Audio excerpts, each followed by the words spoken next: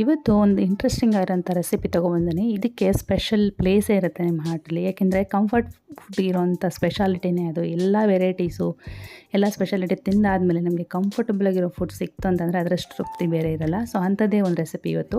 ಹುರುಳಿಕಾಳು, ಮೊಳಕೆ ಕಾಳು, ಅರ್ಧಾಂಬ್ರ. ಅರ್ಧಾಂಬ್ರ ಅಂದರೆ ಅರ್ದಿರೋ ಅಂಥ, ಆಮ್ರ ಅಂದರೆ ಸಾಂಬಾರು, ಅಂದರೆ ಅರ್ದಿರೋ ಅಂಥ ಸಾಂಬಾರು ಅನ್ನೋದು ನಮ್ಮ ತಾತನ ಲ್ಯಾಂಗ್ವೇಜಲ್ಲಿ.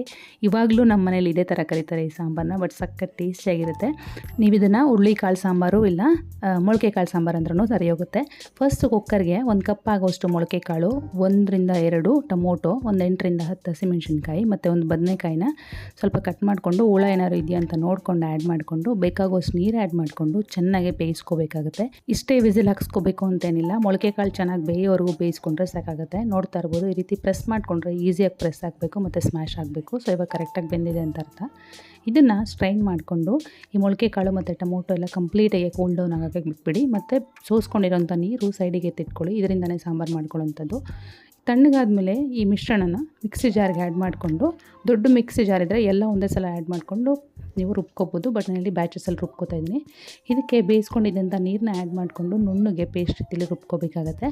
ನಂತರ ಇದಕ್ಕೆ ಈರುಳ್ಳಿ, ಬೆಳ್ಳುಳ್ಳಿ, ಕಾಯಿ ಒಂದು ಅರ್ಧ ಕಪ್ ಆಗೋಷ್ಟು ಫ್ರೆಶ್ ಆಗಿ ತುರ್ಕೊಂಡಿರೋದು, 1-2 ಟೀ ಸ್ಪೂನ್ ಆಗೋಷ್ಟು ಧನಿಯಾ ಪೌಡರು ಮತ್ತು ಒಂದು ಸ್ವಲ್ಪ ಕೊತ್ತಂಬರಿ ಸೊಪ್ಪು ಆ್ಯಡ್ ಮಾಡಿಕೊಂಡು, ಸ್ವಲ್ಪ ಹುಣಸೆಹಣ್ಣು ಕೂಡ ಆ್ಯಡ್ ಮಾಡಿಕೊಂಡು, ಇದಕ್ಕೊಂದು ಸ್ವಲ್ಪ ನೀರು ಆ್ಯಡ್ ಮಾಡಿಕೊಂಡು ನುಣ್ಣಗೆ ಪೇಸ್ಟ್ ರೀತಿಯಲ್ಲಿ ರುಬ್ಬಿಟ್ಕೋಬೇಕಾಗುತ್ತೆ. ನೋಡ್ತಾ ಇರ್ಬೋದು ಈ ರೀತಿಯಾಗಿ. ಇದನ್ನು ಕೂಡ ನಾವು ಆ ಮಿಕ್ಸಿಂಗ್ ಬೌಲ್ಗೆ ಆ್ಯಡ್ ಮಾಡಿಕೊಂಡು ಚೆನ್ನಾಗಿ ಒಂದು ಸಲ ಕಂಬೈನ್ ಮಾಡ್ಕೋಬೇಕಾಗುತ್ತೆ. ಇದನ್ನು ನೀವು ಡೈರೆಕ್ಟಾಗಿ ಆ ಬೇಯಿಸ್ಕೊಂಡಿರೋಂಥ ನೀರಿಗೆ ಹಾಕಿ ಮಿಕ್ಸ್ ಮಾಡ್ಕೋಬೋದು. ಬಟ್ ಈ ರೀತಿ ಫಸ್ಟೇ ಮಿಕ್ಸ್ ಮಾಡ್ಕೊಳ್ಳೋದ್ರಿಂದ ಚೆನ್ನಾಗಿ ಮಿಕ್ಸ್ ಆಗುತ್ತೆ. ಸೊ ಹಾಗಾಗಿ ಸಪ್ರೇಟಾಗಿ ಮಾಡ್ಕೋತಾ ಇದ್ದೀನಿ. ನಂತರ ಒಂದು ಪಾತ್ರೆಗೆ 1 ಟೇಬಲ್ ಸ್ಪೂನ್ ಆಗೋಷ್ಟು ಎಣ್ಣೆ ಆ್ಯಡ್ ಮಾಡಿಕೊಂಡು, 1 ಟೀ ಸ್ಪೂನ್ ಆಗೋಷ್ಟು ಸಾಸಿವೆ ಆ್ಯಡ್ ಮಾಡಿಕೊಂಡು, ಸಿಡಿದ ಮೇಲೆ ಒಂದು ಈರುಳ್ಳಿ, ಒಂದು 2 ರಿಂದ 3 ಒಣಮೆಣಸಿನ್ಕಾಯಿ ಮತ್ತು ಒಂದು ಸ್ವಲ್ಪ ಕರಿಬೇವೆಲೆ ಆ್ಯಡ್ ಮಾಡಿಕೊಂಡು, ಈರುಳ್ಳಿ ಒಂದು ಸ್ವಲ್ಪ ಕಲರ್ ಚೇಂಜ್ ಆಗೋವರೆಗೂ ಫ್ರೈ ಮಾಡಿಕೊಂಡ್ರೆ ಸಾಕಾಗುತ್ತೆ. ನೋಡ್ತಾ ಇರ್ಬೋದು ಈ ರೀತಿ ಪಿಂಕಿಶ್ ಆದಾಗ ರುಬ್ಬಿಟ್ಕೊಂಡಿದ್ದಂಥ ಮಸಾಲೆನ ಆ್ಯಡ್ ಮಾಡಿಕೊಂಡು ಒಂದು ಸಲ ಎಲ್ಲ ಕಂಬೈನ್ ಮಾಡ್ಕೋಬೇಕಾಗತ್ತೆ.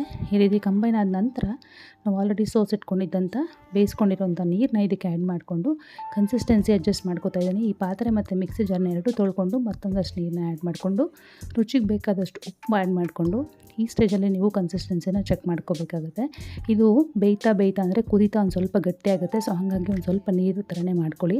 ಈ ರೀತಿ ಕಂಪ್ಲೀಟಾಗಿ ಕುದಿಯೋಕ್ಕೆ ಬಿಟ್ಬಿಡಿ. ಒಂದು 5 ರಿಂದ 6 ನಿಮಿಷ ಕುದ ನಂತರ ಹುಣಸೆ ಮೊಗ್ಗು ಸಿಕ್ಕಿದ್ರೆ ಆ್ಯಡ್ ಮಾಡ್ಕೊಳ್ಳಿ. ಸಖತ್ ಟೇಸ್ಟಿಯಾಗಿರುತ್ತೆ. ಇಲ್ಲ ಅಂತಂದರೆ ಫ್ಲೇಮ್ನ ಆಫ್ ಮಾಡಿಕೊಂಡ್ರೆ ನೋಡಿ ತುಂಬಾ ಟೇಸ್ಟಿಯಾಗಿರೋವಂಥ ಅರ್ಧಾಂಬ್ರ ಅಥವಾ ಹುರುಳಿಕಾಳು ಮೊಳಕೆ ಕಾಳು ಸಾಂಬಾರು ರೆಡಿ ಆಯಿತು. ಇದು ಒಳ್ಳೆ ಕಾಂಬಿನೇಷನ್ ಅಂದರೆ ಬಿಸಿ ಬಿಸಿ ಅನ್ನಕ್ಕೆ ಒಂದು ಸ್ವಲ್ಪ ಉಪ್ಪಿನಕಾಯಿ ಜೊತೆಗೆ ಏನಾದ್ರು ಪಾಪಟ್ಟಿದ್ರೆ ಸಖತ್ ಟೇಸ್ಟಿಯಾಗಿರುತ್ತೆ.